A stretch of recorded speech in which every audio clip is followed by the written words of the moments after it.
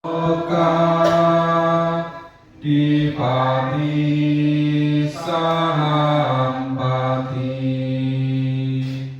katang jamian diwarang ayacata santri dasaka paraja kajatika desetu dhammam anukampi pajam. Namo tassa bhagavato arahato sama sambuddhassa. Namo tassa bhagavato arahato sama sambuddhassa. Namo tassa bhagavato arahato sama sambuddhassa. Terpujilah Sang Bhagawa yang Maha Suci yang telah mencapai pencerahan sempurna. Terpujilah Sang Bhagawa yang Maha Suci yang telah mencapai pencerahan sempurna.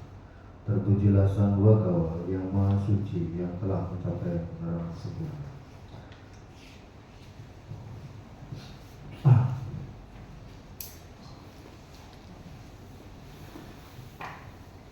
Bapak Ibu, Pasaka Wanita dan saudara-saudara sedama, terimalah salam kasih dalam Dhamma, namo Saryana Adi Budaya, namo Budaya. Ya, silakan untuk mengambil posisi duduk yang tenang dan rileks. Ya, suatu karma baik ya, karena di pagi hari ini kita semua masih dapat bersama-sama merasakan kebahagiaan dan tentunya kesehatan ya, dan tentunya satu lagi kesempatan untuk bersama-sama berkumpul dan membahas Dhamma pada waktu yang tepat. Kita katakan dalam Manggala Sutta, membahas Dhamma pada waktu yang tepat merupakan salah satu berkah yang tertinggi. Kita seharusnya saat ini ya, detik ini merasa bersyukur ya, kalau ya berterima kasih ya dengan kondisi saat ini, karena tentunya saat ini kita masih terlahir menjadi manusia ya. Untuk besok saya kurang tahu, karena kematian ya begitu cepat, kapanpun, dimanapun, dan tidak memandang siapapun ya. Nah, mumpung kita saat ini masih terlahir sebagai manusia dan tinggal di waktu yang tepat dan tempat yang tepat ya, tentunya kita harus bersyukur dan berterima kasih. Salah satu ciri-ciri orang yang baik adalah bersyukur dan berterima kasih. Kita bayangkan di luar sana ya. Kita bayangkan dan renungkan di luar sana masih banyak ya orang-orang yang nasibnya atau karmanya tidak seperti kita ya, yang tidak memiliki kesempatan berkumpul dan bersama-sama jauh dari wihara, kemudian kondisi negaranya tidak baik-baik saja ya. Nah, kita patut mensyukuri akan kondisi kita yang kita dapatkan saat ini ya. Selain itu juga di luar sana masih banyak ya mereka-mereka yang sulit ya mendapat kesempatan untuk mendengarkan Dhamma, dan kemudian untuk melatih hening. Nah, Buddha menjelaskan di dalam Akana Sutta ya, yang terdapat di dalam Anguttara Nikaya, yaitu ada kurang lebih 8 kondisi yang tidak tepat. Nah, pada pertemuan kemarin saya membahas tentang dua. Yang pertama dua kondisi ya. Jadi jumlahnya ada 8, dan yang kemarin saya menjelaskan kondisi yang pertama dan kedua ya. Nah, kondisi yang pertama, kondisi yang tidak tepat, yaitu pada saat makhluk terlahir di alam neraka ya.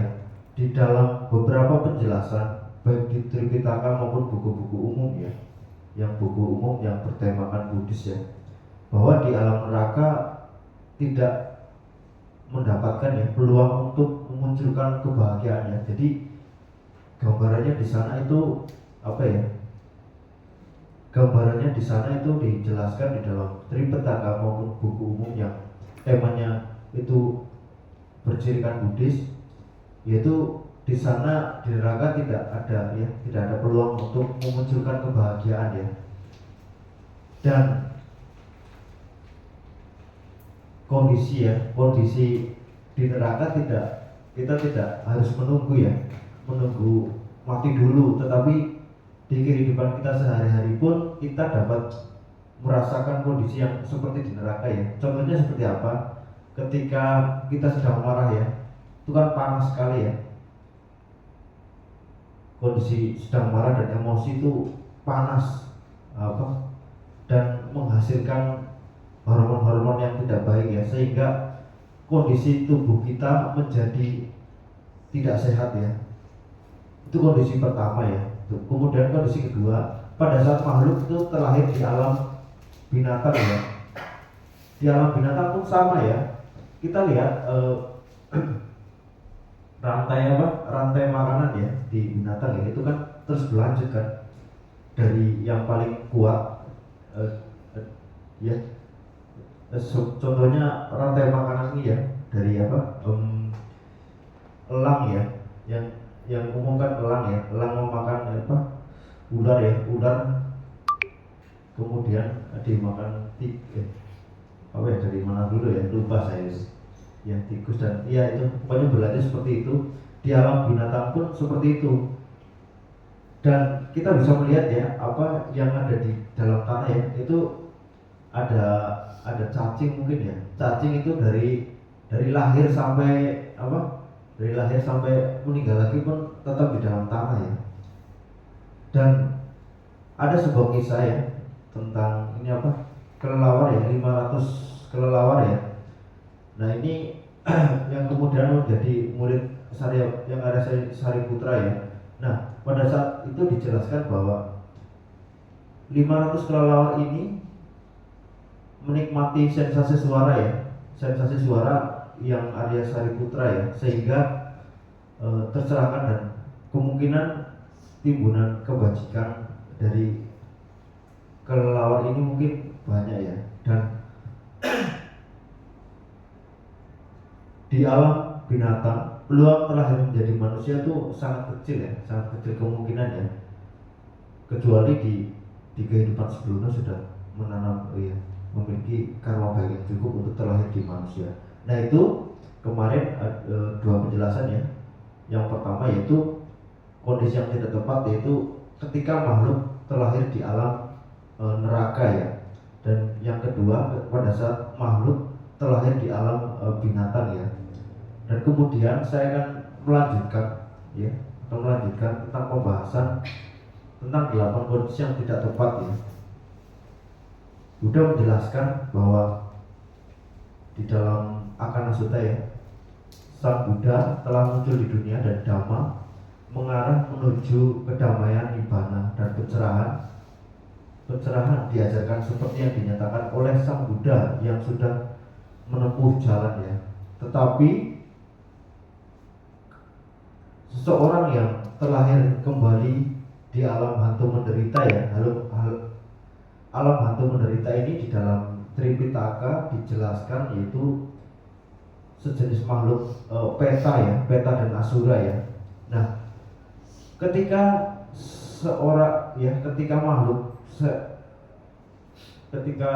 sesosok makhluk ini terlahir kembali di alam hantu menderita ya, atau peta, ini adalah momen ketiga ya, yang tidak menguntungkan, yang bukan merupakan kesempatan yang tepat untuk menjalani kehidupan spiritual ya. Nah, penjelasan mengenai alam peta ya banyak diceritakan di dalam Tripitaka, terutama di dalam peta waktu ya. Peta waktu ya, peta dan peti ya. Peta waktu ya. Nah, itu ada banyak ya. Penggambarannya alam peta seperti ini. Ketika ada banyak ya, ada banyak kejadian di mana? Di perempatan apa? Di perempatan jalan ya, yang kecelakaan, kemudian di mana? Di setiap kamar mandi pasti ada itu. Karena ada satu makhluk beta yang suka menikmati saripati kotoran ya. Kemudian belum lagi yang di pohon-pohon besar itu, yang di pohon-pohon besar itu gandaba ya bahasa itunya, bahasa Palinya. Kalau bahasa Indonesia itu genderuwo ya. Apalagi genderuwo ini ya, karena sekali apa ya, melekat sekali dengan tempat ya. Jadi sekali pohon itu ditebang maka yang ikut ngikut dengan pohonnya ya. Dan di dalam penjelasan dalam Tripitaka ada 40 jenis makhluk beta ya. Tetapi hanya satu ya. Ada hanya satu ya, satu yang dapat menerima ya pelimpahan jasa ya. Ya, itu mereka yang telah siap untuk menumbuhkan, untuk dibangkitkan kebahagiaannya ya. Dan ketika makhluk beta ini berhasil dibangkitkan kebahagiaannya melalui pelimpahan jasa, kemungkinan akan terlahir lagi, kemudian akan terlahir kembali. Nah, ada satu kisah tentang ibu dari yang Arya Moggallana ya. Nah, pada saat itu yang Arya Moggallana sedang bermeditasi ya. Dan kemudian ada sesosok makhluk ya. Sesosok makhluk ini sangat rusak sekali ya. Rusak, penuh dengan kotoran ya. Dan kemudian makhluk peti ya, perempuan ya, makhluk peti ini memberikan informasi bahwa makhluk ini adalah ibu dari yang Arya Moggallana ya, dari 5 kehidupannya ya. Dan pada saat itu dengan kekuatannya ya, yang Arya Moggallana itu memberikan makanan ya yang begitu banyak, tetapi pada saat hendak dimakan oleh makhluk itu menjadi bara api ya. Begitu juga ketika yang Arya Moggallana ini dengan kekuatannya memberikan minum ya, minum, dan minuman itu pun menjadi bara api ya, sehingga tidak bisa diminum oleh makhluk tersebut ya. Dan kemudian setelah kejadian itu, yang Arya Moggallana menemui Buddha ya, yaitu kemudian, oh Sang Bagawa, bagaimana cara kita menolong ibu kita yang sudah meninggal dan terlahir di alam beta. Kemudian Sang Buddha menjawab dengan cara melakukan praktek ini ya, pelimpahan jasa. Dan pada saat itu yang Arya Moggallana kan menjadi seorang biku ya. Dan kemudian yang Arya Moggallana ini mendatangi Raja Ajatasattu ya. Ajatasattu pada saat itu sudah kembali ya, sudah kembali menjadi baik ya. Karena pada saat itu Raja Ajatasattu tersesat karena mengenal ini ya, biku ini Dewadatta ya, itu sih. Nah, pada saat itu ketika yang Arya Moggallana menemui Raja Ajatasattu, dan kemudian Raja Ajatasattu ini bersedia untuk menyediakan ya untuk sarana pelimpahan jasa, dan dengan cara melakukan ini ya, derma itu ya, derma makanan ya, dan tempat tinggal untuk anggota sangga ya. Dan pada saat paginya Raja Ajatasattu ini selesai mempersiapkan segala sesuatunya ya, dan kemudian melakukan praktek ya, Raja Ajatasattu ini melakukan ya derma kepada Biku, kemudian jasa kebajikan itu dilimpahkan untuk makhluk peti ini, dan beberapa waktu kemudian makhluk itu sudah memiliki tubuh yang tubuh yang bagus dan sudah bersih ya. Dan itu, nah, kisah ini atau cerita ini diambil dari peta waktu ya, salah satu bagian dari Tripitaka ya. Nah, ada beberapa bahaya ketika seseorang itu terlahir di alam peta ya, atau alam ini di alam hantu menderita ya. Walaupun ya terlahir sebagai raksasa ya atau gandaba ya, itu pun memiliki penderitaan yang sangat itu ya, karena amarahnya itu selalu berapi-api ya. Kemudian beberapa bahaya ketika makhluk terlahir di alam peta, yang pertama yaitu sulit untuk membangkitkan kebahagiaan, karena setiap hari ya, kalau berdasarkan cerita dari peta waktu itu, yang di jalan-jalan itu tidak memiliki makhluk yang di jalan-jalan, di perempatan jalan yang penasaran itu tidak memiliki tidak memiliki tempat tinggal ya, dan itu terombang-ambing dan kesana kemari ya. Nah, kemudian bahaya yang kedua ketika makhluk terlahir sebagai makhluk peta, yaitu terikat dengan kesenangan menikmati ya. Jadi ada beberapa jenis makhluk ya yang menikmati ya, saripati makanan. Makanya yang bisa kita lihat contohnya di ini ya, terutama di Bali ya, kan di setiap hampir setiap pagi ya mempersembahkan itu ya,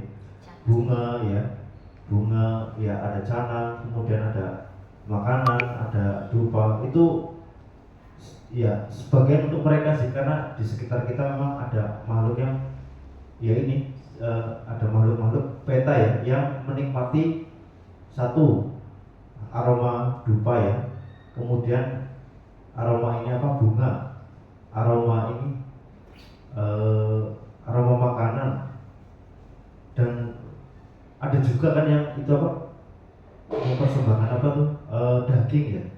Itu sih untuk mereka itu. Dan kemudian bahaya yang ketiga yaitu tidak memiliki tempat tinggal ya, yaitu jenis makhluk yang ada di perempatan jalan, dan yang mereka meninggal di jalan itu pada saat pada saat kecelakaan ya, itu. Kemudian yang bahaya selanjutnya yaitu terikat dengan ketagihan ya. Ketagihan ingin terus menikmati ya. Salah satu contohnya ketika ada satu jenis makhluk peta yang yang standby di setiap WC ya, atau itu menikmati saripati itu ya. Dan kemudian ada satu lagi yaitu yang terikat dengan tempat tinggal yang saya ceritakan tadi.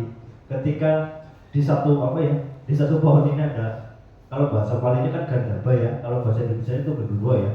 Jadi genderuwo itu udah tinggal di situ lama, dan ketika pohon itu ditebang karena terikat dengan rumah ya, ngikut biasanya itu makhluk itu ngikut di pohon itu ya.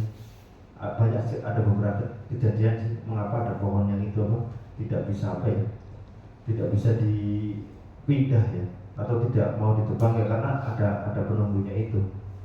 Kemudian bagaimana cara menolong makhluk peta ini?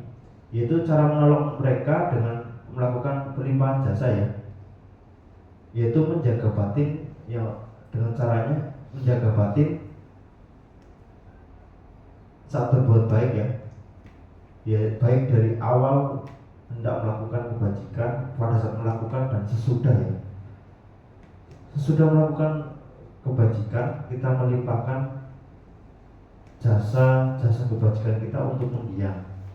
Tetapi hanya ada satu jenis makhluk peta ya yang dapat menerima pelimpahan jasa, Dan biasanya momen-momen ini untuk pelimpahan jasa itu ada di beberapa itu ya, ada di beberapa perayaan ya, yaitu kalau di Budi sendiri kan ada Patidana ya, Patidana, kemudian ada Ulambana ya, dan momen Cengbeng ya, itu itu poin yang ketiga ya. Jadi kondisi yang tidak tepat yaitu ketika makhluk telah ini ya, ketika seorang makhluk terlahir di alam menderita ya. Kemudian yang keempat, Buddha kembali menjelaskan ya, sang Buddha telah muncul di dunia dan Dharma mengarah menuju kedamaian ya. Kedamaian, ibadah dan pencerahan diajarkan seperti yang dinyatakan oleh sang Buddha ya. Tetapi ketika seorang makhluk ya terlahir kembali di alam para dewa berumur panjang tertentu, nah ini adalah satu momen ya keempat yang tidak menguntungkan ya, yang bukan merupakan kesempatan yang tepat untuk menjalani kehidupan spiritual ya. Nah, penjelasan tentang alam-alam dewa itu ada di kosmologi ya, di kosmologi Buddhis ya. Penjelasannya ada di situ, dan bisa juga kita melihat ya, mendengar cerita-cerita tentang mereka yang masih memiliki ikatan karma dengan dengan dewa ya. Jadi ada beberapa ya kemudahan ya untuk ini ya, untuk beberapa hal.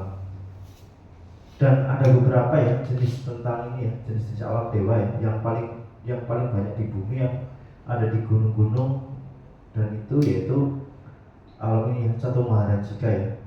Nah, di dalam penjelasan dalam buku kosmologi Buddhis itu, jadi satu hari di alam Satu Maharajika itu perbandingannya itu 5.000 tahun ya, 5.000 tahun di alam manusia ya, sangat jauh itunya ya perbandingannya ya, dan itu ya cukup jauh sekali ya perbandingannya ya.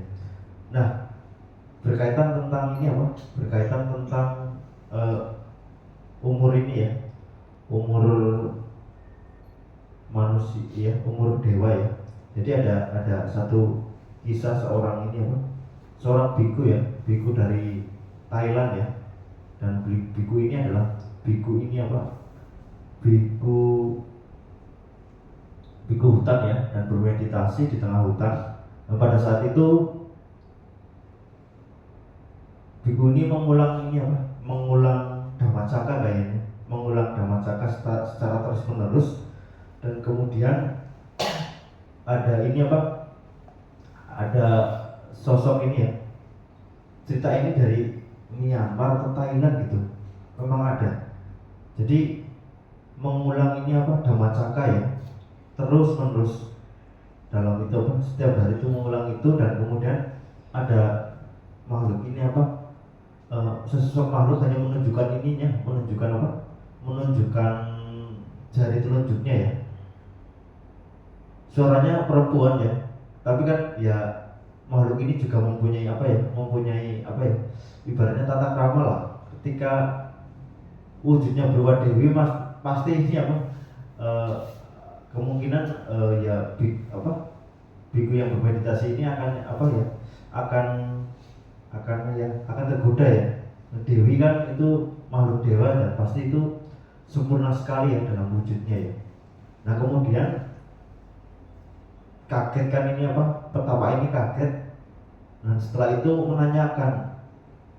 bertanya, kenapa Anda datang? Ya, saya mendengarkan ini 6 hari yang lalu ya, seminggu yang lalu kalau salah, seminggu yang lalu. Dan kemudian setelah itu Setelah itu kan dibandingkan, ya memang benar ya. Nah jadi dari India pada saat Buddha masih hidup ini Dewi ini Dewi ini bercerita ya kepada biku ini. Jadi dari India kemudian tergeser lagi ya, karena ada dewa-dewa yang datang pada saat Buddha memberikan dhamma ya, sampai ke Myanmar atau Thailand gitu, sampai tergeser ke situ ya.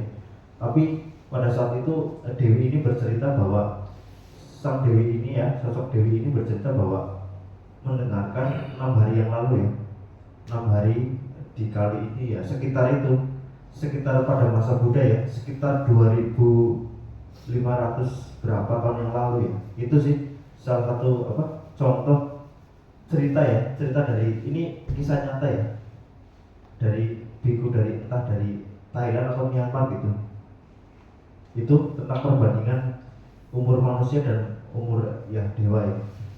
Kemudian ada alam 33 dewa. Nah, kemudian salah satu ya karma baik juga di sana ya, di dewa, tetapi umur di alam dewa ini sangat panjang ya. Dan celakanya seperti ini, ketika ada sebuah paham bahwa setelah meninggal akan terlahir kembali di surga dan di sana akan itu selamanya ya. Tetapi menurut ini tidak ya. Jadi setelah karma baik seseorang terlahir di alam dewa dan karma baik itu telah habis, maka akan segera terlahir kembali ya. Dan ketika terlahir di alam dewa ya, ketika dewa ini hendak mendengarkan dhamma, ia harus turun ke alam manusia ya. Nah, kecuali pada saat itu ada Buddha masih hidup ya. Itu dan memang banyak yang itu ya, banyak ya, nggak semua sih, beberapa orang yang beranggapan bahwa hidup itu hidup hanya satu kali ya, dan ingin tujuannya surga ya. Tetapi di dalam ajaran itu bahwa surga itu kekal ya, padahal kenyataannya ya di beberapa penjelasan itu tidak kekal ya. Jadi setelah karma baiknya habis itu akan terlahir, meninggal dan terlahir kembali ya. Dan kemudian yang kelima ya, mengenai poin yang kelima, yaitu Buddha menjelaskan bahwa Sang Buddha ya pada saat itu telah muncul di dunia dan Dhamma mengarah menuju pada kedamaian ya. Dan dinyatakan bahwa oleh Buddha pada saat manusia terlahir sebagai manusia, tetapi seseorang terlahir kembali di provinsi yang terpencil ya. Provinsi yang terpencil ini contohnya di daerah-daerah ya, di hutan yang jauh dari wihara dan jauh dari wihara, kemudian jauh dari mereka yang mendiskusikan tentang dhamma. Dan kemudian yang kedua yaitu di lingkungan orang-orang yang ya kurang baik lah. Itu juga merupakan salah satu kondisi yang tidak tepat ya. Banyak ya di lingkungan itu ya, di lingkungan yang ini lingkungan yang kurang baik kan ada ya, terlahir di situ. Dan biasanya sudah satu kesatuan ya, karena lima orang terdekat kita adalah ya sudah bisa menggambarkan diri kita ya. Dan kemudian di suatu tempat ketika terlahir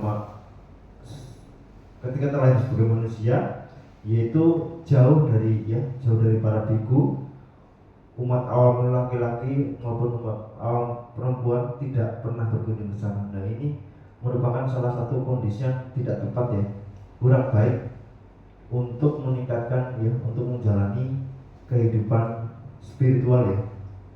Nah, salah satu bahaya terlahir di lingkungan yang ya sudah di alam manusia, tapi tidak tidak mendapatkan kondisi yang tepat ya. Seperti contohnya ini, seperti contohnya ada beberapa yang nanti saya jelaskan ya. Salah satu bahayanya sudah terlahir di alam manusia tetapi jauh dari ya daerahnya terpencil dan jauh dari tempat-tempatnya untuk mendengarkan dhamma dan berlatih meditasi. Kemudian ya aksesnya jauh. Dan ada satu cerita ya, satu cerita ini diangkat dari Tripitaka ya, yaitu pada saat itu tentang cerita tentang ini ya, kelahiran sebagai bodhisattva ya. Pada saat sang bodhisattva ini terlahir sebagai raja Sutasoma ya, dan ada di dalam ini ya, cerita ini ada di dalam kisah Jataka 5 ya. Dan pada saat itu ada sebuah negeri ya, negeri memiliki raja bernama Dasabahu ya, Dasabahu. Dan celakanya pada saat Raja Dasabahu ini meninggal digantikan oleh seorang anak ya, anak dari Raja Dasabahu ini. Nah pada saat itu kejadiannya seperti ini.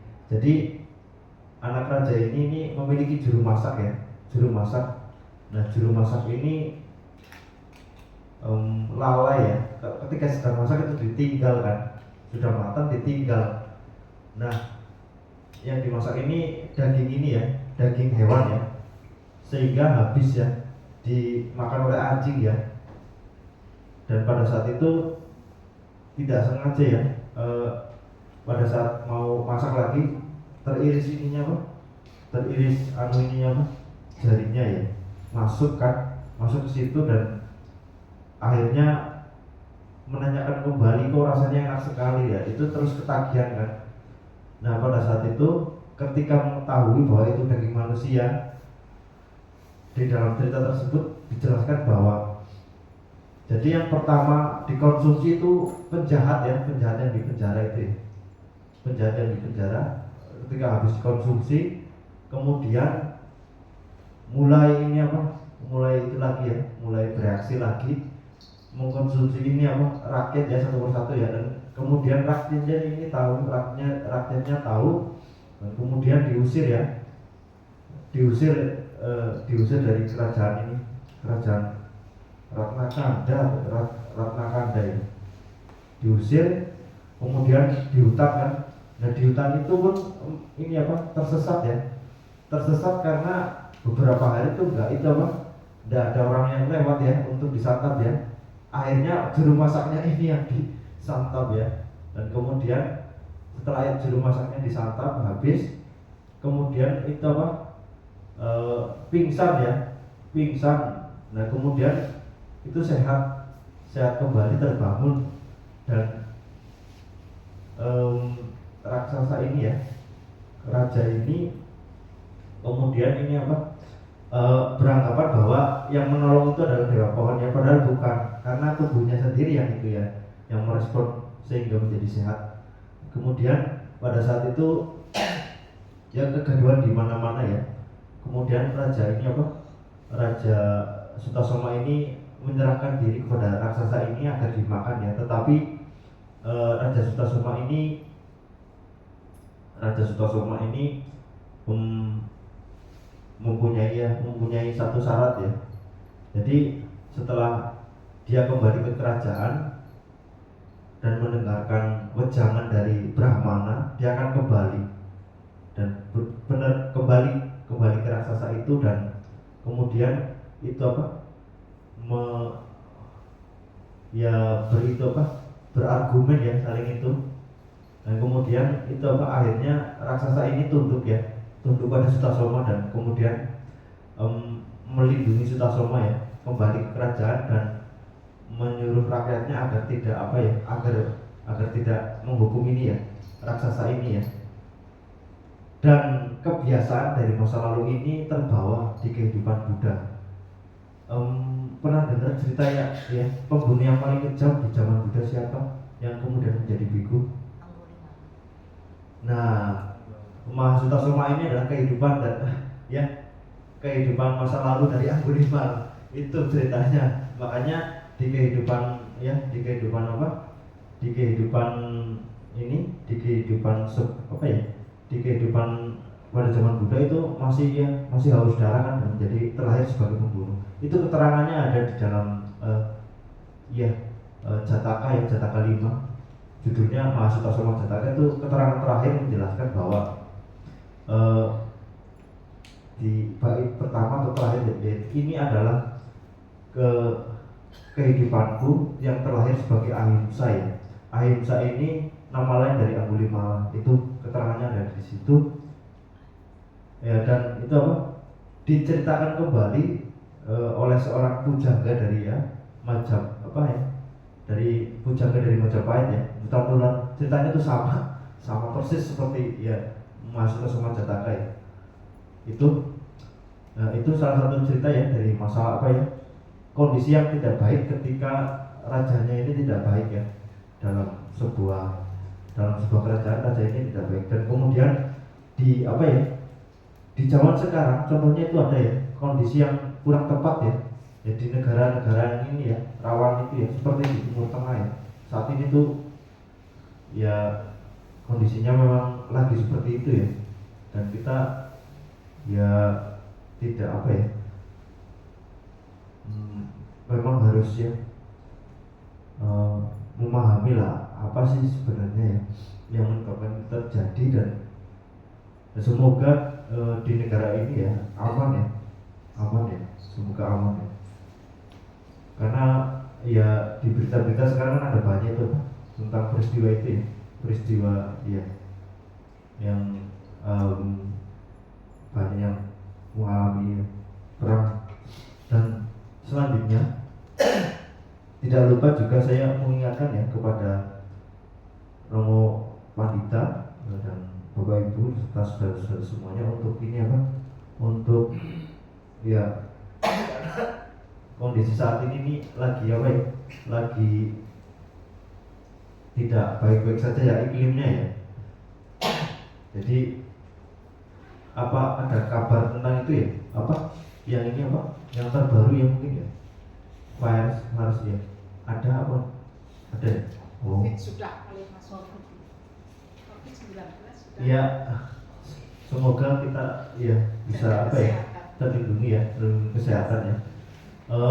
Dengan cara ini ada dua ya, berkaitan tentang pola hidup dan pola makan ya. Pola hidup ada 3 ya. Jadi ada waktu untuk serius ya biasa untuk khusus berumah tangga, yaitu untuk membagi waktu kerja. Kemudian ada waktu untuk ini jeda ya. Jeda ini sangat penting ya, untuk penting sejenak walaupun hanya 5 menit atau 10 menit itu penting. Kemudian waktu istirahat, dan kemudian pola pola makan ya sangat ini ya. Sekarang banyak jenis-jenis makanan ya yang bisa ini ya, yang menyebabkan itu yang sekarang marak terjadi itu. Ini ya, ada satu jenis makanan, saya kurang tahu jenisnya makanannya, yang bisa menyebabkan itu sekarang banyak itu kan yang sesama jenis itu ya itulah. Ada beberapa indikasi memang iya, bisa dari makanan Bang. salah satunya, tapi kan nggak semua. Apa ya itu? Saya tidak ya, saya tidak tahu. Saya tidak tahu ya, tapi salah satunya itu Sebelah kali Pak. iya ya. Mungkin itu saja ya dari saya ya. Selamat pagi ya. Namo Sang Yang Adi Budaya, Namo Buddhaya.